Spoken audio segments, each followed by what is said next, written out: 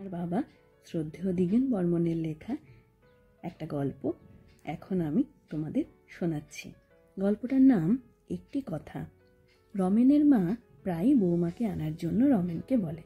রমেন মায়ের কথা শুনেও যেন শোনে না। মাস 5-6 পর একদিন রমেনের বন্ধুরা একরকম জোর করে বউকে আনার জন্য শ্বশুরবাড়ি ফুলিয়ায় পাঠায় রমেনকে। রমেনের শ্বশুরবাড়ির সকলেই জামাইকে জামাই আদর করে। একসময় রমেন তার এখানে আসার উদ্দেশ্য শাশুড়ি মাকে বলে। শাশুড়ি মা বলে, বাবা, তোমার স্ত্রী মালতীকে নিশ্চয়ই তোমার হাতে তুলে দেওয়া উচিত। মেয়েকে বিয়ে দিয়েছি তো সংসার করার জন্যই।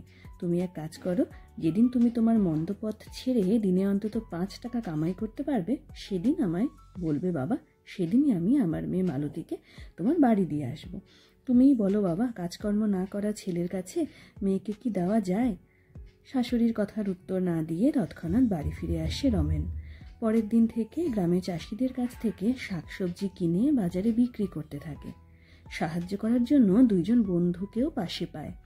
মাস 3 পর একদিন রমেনের শ্বশুর আর বড় শালা বাজারে এসে রমেনের বাড়ির খবর এবং সুবিধা অসুবিধার কথা জানতে চায়। রমেন তাদের বলে, আর একটু পুঁজি করার সময় দিন, তারপরেই আপনাদের মেয়েকে আনতে যাব। সত্যি বলছি দাদা, আর কয়েকটা দিন অপেক্ষা করুন। জামাইয়ের ব্যবহারে বাজারে অন্যান্য দোকানের কথায় শ্বশুরমশাই আর দাদা খুশি হয়ে বাড়ি ফিরে ফুলিয়া স্টেশন বাজারে সবজি বিক্রির জন্য একটি দোকান আর মেয়ে জামাইকে থাকার জন্য একটি ঘরের ব্যবস্থা করে দেয়।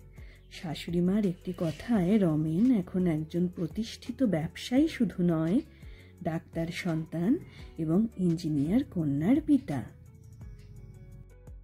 আমার আজকের গল্প এখানেই শেষ হলো। আবার আসবো পরবর্তী গল্প নিয়ে। সঙ্গে থেকো।